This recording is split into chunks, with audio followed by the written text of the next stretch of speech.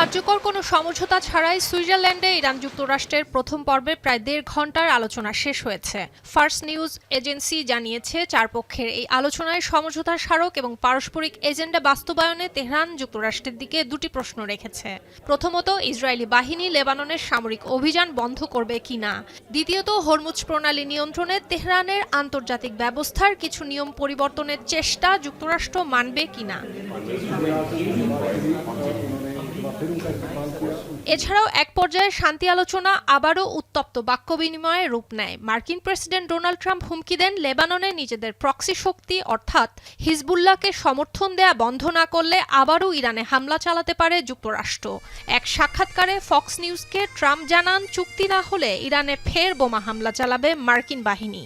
জবাবে ইরানের স্পিকার বাঘের গালিবাফ হুঁশিয়ারি দেন, তার দেশ জবাব দিতে প্রস্তুত। ওয়াশিংটনের তাদের বক্তব্যের ব্যাপারে সতর্ক থাকা উচিত।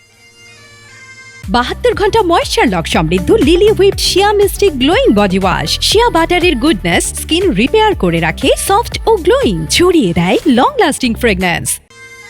ট্রাম্পের মন্তব্যের পর ইরানি প্রতিনিধি দল আলোচনা স্থল ত্যাগ করেছে বলে জানিয়েছে ইরানি সংবাদ মাধ্যমগুলো।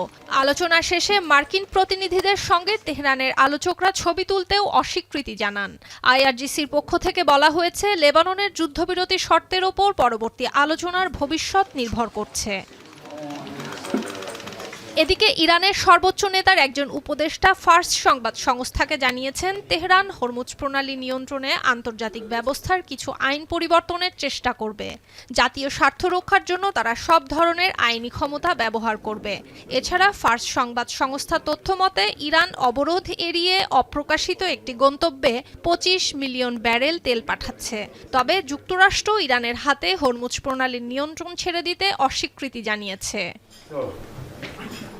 সুলতানা দিনা, এখন বিশ্ব।